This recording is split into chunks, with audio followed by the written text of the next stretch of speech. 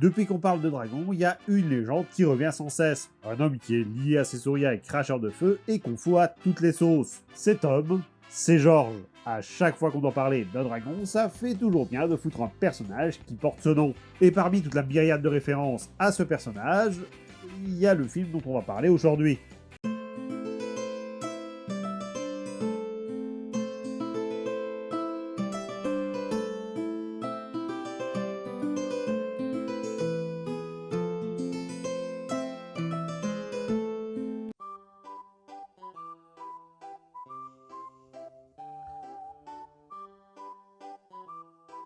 Quoi, on commence pas la vidéo? Si, mais là on a un problème.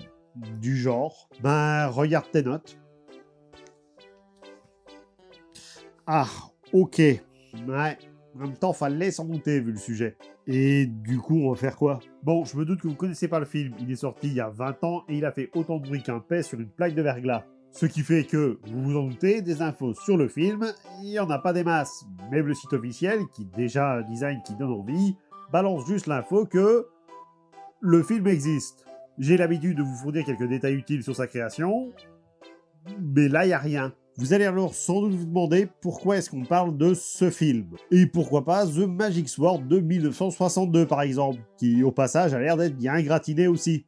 Eh ben, tout simplement parce que c'est un film que j'aime bien.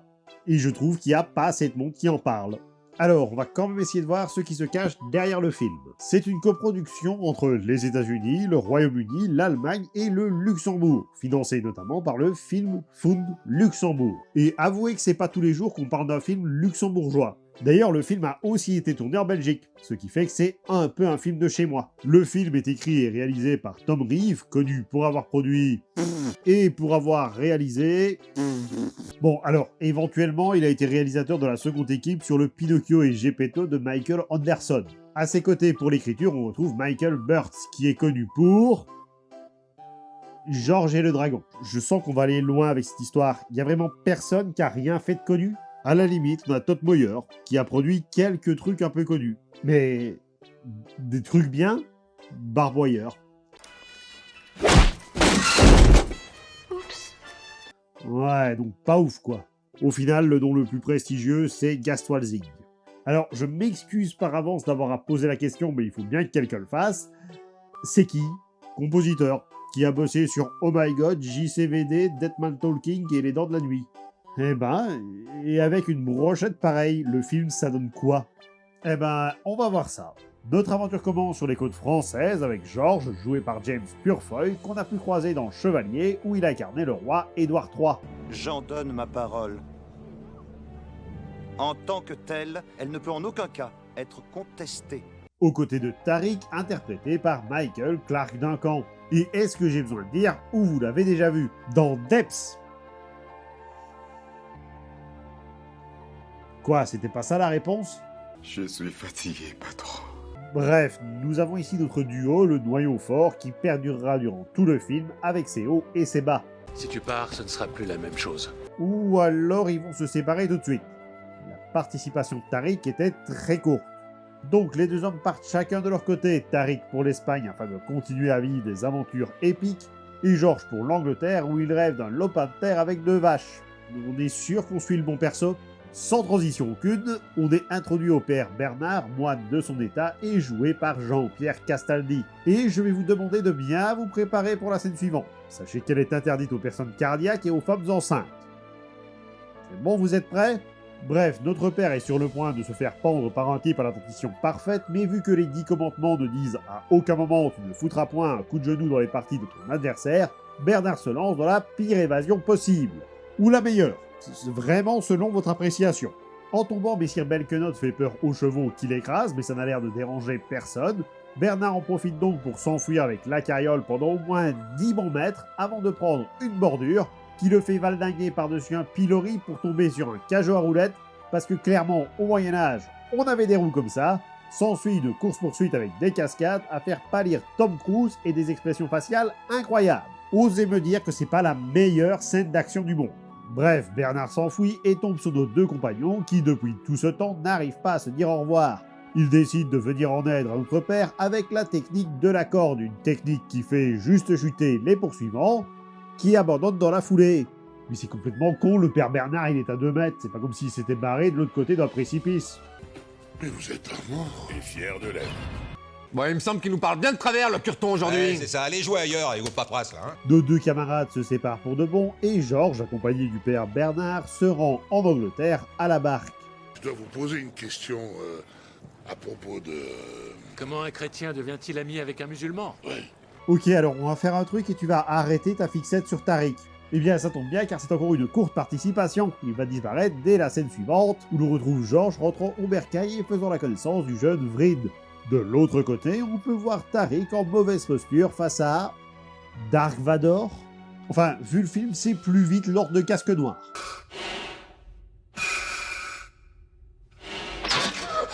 On étouffe dans ce truc-là. En réalité, il s'agit de El Camino, sous les traits de Val Kilmer, passant faire un petit coucou. Ce dernier propose un combat face aux morts qui se termine par une mise à mort. Toujours tricher. La participation de Tariq était toujours aussi courte. Dans son village natal, Georges reçoit de son père la corne d'un dragon. Enfin, une corne qui est faite à partir d'une griffe de dragon. Et on va pas se mentir, à part le vieil homme, personne ne croit à ces légendes. Il radote même qu'il en a blessé un avec une lance et il est persuadé qu'il reste encore un de ces lézards géants quelque part. Et Georges va s'associer à lui pour arnaquer les villages de la région. Et je me trompe de film. En plus, c'est complètement con de faire un suspense pareil, déjà la bête est dans le titre du film, mais en plus j'en ai pas parlé, mais on en a déjà vu un dans l'intro. Celui qui a enlevé la princesse Luna, interprétée par Piper Perabo, provoquant une chasse des chevaliers avec en tête de file le comte de Gournay, joué par Patrick Swayze, le prétendant de la princesse disparue, et accessoirement un gros connard de service. Si quelqu'un ici possédait au moins un 5e de mon courage, nous aurions toujours notre princesse. Mais comme le scénar fait bien les choses, Georges débarque justement dans la ville où se trouve le roi. 2 secondes, on va en parler du détail totalement random. Un détail random. Où ça? Bah là, dans le fond. En effet, c'est parfaitement gratuit. Et alors qu'il joue les Frodon Saké à la recherche d'un roi dans une taverne, parce que quel meilleur endroit pour trouver un souverain qu'un débit de boisson? Georges tombe sur le comte de Gournay qui le conduit à sa majesté. Ce dernier se trouvant... dans son château. Clairement le dernier endroit où on irait le chercher. Rapidement, Georges se joint au groupe de recherche contre son lopin de terre tant convoité. Croyez-vous qu'il soit trop tard? Je suis sûr qu'elle va bien. Eh ben, on va vérifier comment elle va. Ouais, clairement, il n'y a pas urgence. Bref, les 2 nouveaux compagnons, ainsi qu'Elmandorf, qui est le percepteur de la princesse, partent à la recherche de cette dernière. Mais à un moment donné, arrêtez de le foutre sur les toits aussi, vous voyez bien qu'il n'a pas d'équilibre. Bref, une fois arrivé au campement, le comte décide de couper des arbres afin de faire des bateaux pour poursuivre leur route. Ce serait pas plus simple d'aller chercher des bateaux tout près? Je suis sûr que si on demande au roi, il serait d'accord d'en lâcher 1 ou 2 pour qu'on retrouve sa fille. C'est une très bonne remarque, je pourrais y répondre, mais une attaque de Pictes. S'ensuit alors un combat d'une chorégraphie rarement égalée. Clairement, le Seigneur des Anneaux ne peut pas rivaliser avec une scène d'action d'une telle intensité. Vraiment, les Pictes sont une menace. Ils sont tellement une menace que pendant ce temps, même la princesse arrive à en battre 3 avec un bout de bois. Bon, pour leur défense, ils arrivent à coincer Georges qui ne doit son salut qu'à une volée de flèches salvatrices envoyées directement dans les postérieurs Pictes. Alors, qui sont ces mystérieux alliés qui vont leur venir en aide? Je connais ce jeune archer. Vryn? Je demande pardon. Vous voulez dire que c'est 1, 2, 3, 4 flèches tirées d'affilée l'ont été par ce gamin tout seul? C'est pas un arc qu'il a, c'est une Gatling. Pendant ce temps, El Camino, qui débarque aussi en Angleterre, apprend également que la princesse a disparu. Notre monde est tout petit. Apparemment, un chevalier est déjà parti à sa recherche. Alors oui, sauf qu'il n'est pas tout seul à être parti. Rien qu'au départ du château, ils étaient déjà 3, et c'est sans compter l'armée du comte dans les bois. Je veux bien que ce sont que des figurants, mais quand même. Et maintenant qu'il a un gamin dans les pattes, Georges décide de faire un détour pour le conduire à l'abbaye la plus proche, mais tombe en chemin sur... C'est vraiment un gros tas de merde. Peu de temps après, ils sont attirés par un feu qui se trouve être celui de la princesse disparue. Bon bah, fin du film. Non mais, le film est pas fini. D'ailleurs, on en parle du feu qui est visible sur ce plan, mais qui se trouve en réalité au fond d'une grotte, parce que là, je vais finir par croire que les scénaristes avaient du mal à faire avancer le récit.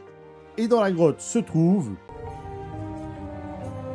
C'est un œuf de dragon. Aussi, on apprend dans la foulée que le dragon qu'on a vu au début du film est mort. De quoi? Oh, on s'en fout. Sauf qu'un œuf de dragon, ça ne plaît pas vraiment à George qui aimerait s'en faire une omelette. Vous essayez ça encore une fois et je recommence encore plus fort. Il fera sans doute mieux la prochaine fois. En tant que fille de roi, pour la dernière fois, je vous ordonne de ne pas faire de mal à cet œuf. Un compromis est donc trouvé. Par compromis, il faut comprendre que George va faire exactement ce que la princesse demande. Une tâche bien difficile, surtout quand l'œuf a une fâcheuse tendance à vouloir se casser tout seul. Ça fait partie de ces artefacts avec une volonté propre. L'anneau unique du Seigneur des Anneaux et l'œuf de dragon. Georges, attention là!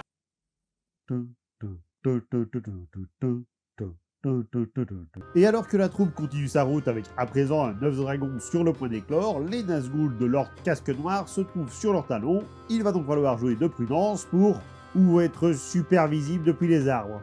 Pourquoi, ça m'étonne même pas. Sauf que coup de théâtre qu'absolument tout le monde a vu venir, c'était en réalité un leurre. Arrivés à l'abbaye, ils sont accueillis par la mère supérieure et Luke Skywalker.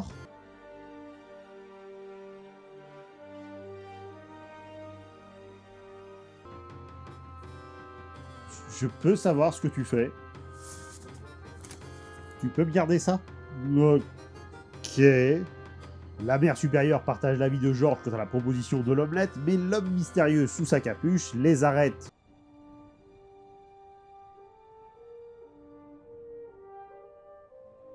Oh mon Dieu, c'est Bernard! Mais si on s'attendait! Regarde l'enveloppe. Mais comment tu savais? Alors qu'on va pas gâcher un œuf de cette taille. Surtout avec un monastère aussi rempli, Bernard propose de faire l'omelette tant espérée afin de nourrir ses bouches affamées. C'est bizarre, je me rappelle pas de ça. C'est vrai? Non, il obtient gain de cause et l'œuf survit un jour de plus. Par contre, quand la bonne sœur dit ça... Monsieur, votre pauvre tunique ne ressemble plus à rien. On est bien d'accord que la tenue qu'il a après, elle ressemble pas moins à rien. C'est aussi l'occasion de retrouver le comte qui apprend dans la foulée que finalement, il n'y aura pas de mariage parce que la princesse veut se marier par amour. Enveloppe.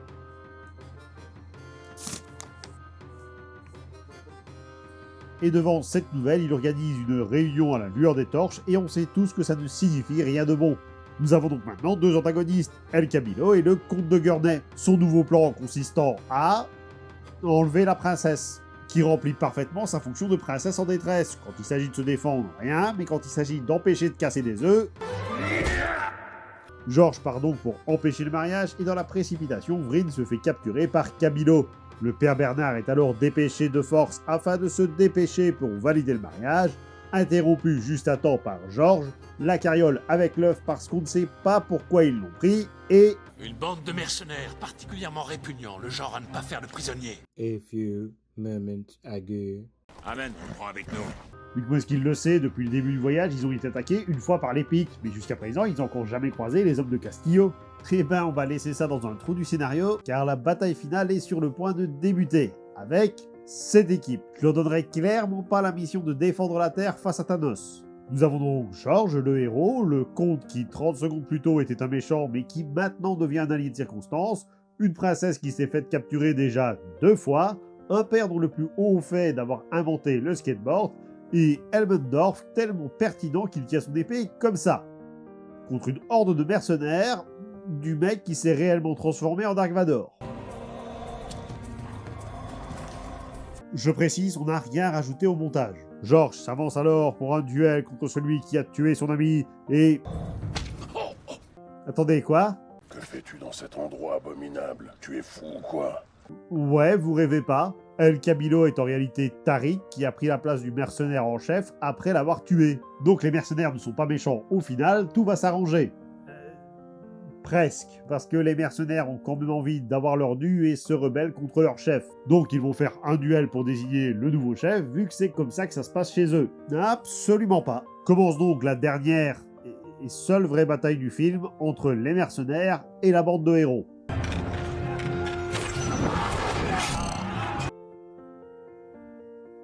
Il est possible ce tir? Je sais pas si vous vous rendez compte que le perso le plus puissant du groupe, c'est le gamin de 10 ans. Et c'est pas un compliment de dire ça. Malheureusement, durant le combat, le père Bernard se prend un coup et meurt dans une scène d'une puissance émotionnelle à nul autre pareil.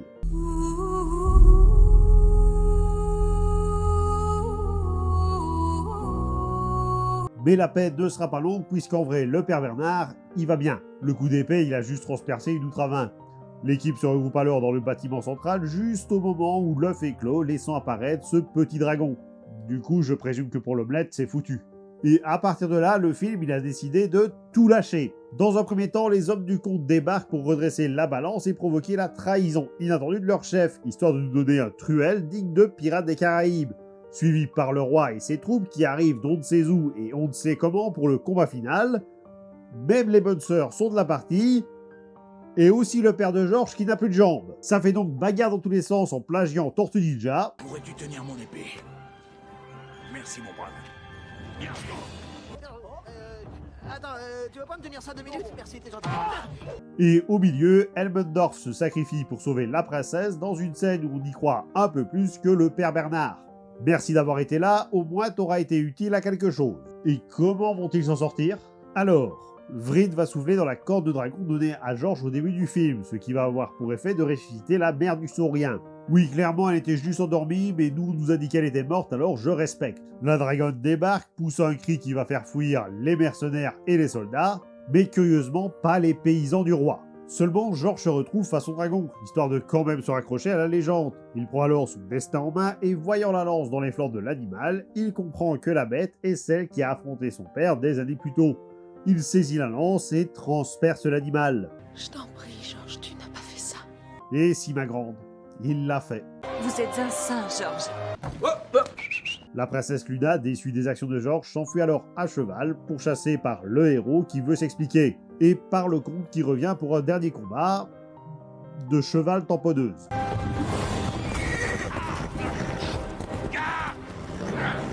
Et alors que Georges est à terre, à 2 doigts de se faire empaler, le dragon sort de l'eau et s'offre un petit casse-croûte. Parce qu'en vrai, il l'a pas tué. Et c'est venu à personne l'idée d'aller vérifier si la carcasse du dragon était toujours là. Visiblement non. Luna retrouve alors Georges, il laisse les dragons partir et s'embrasse. Enveloppe. Bordel, mais vous êtes forts à ce jeu!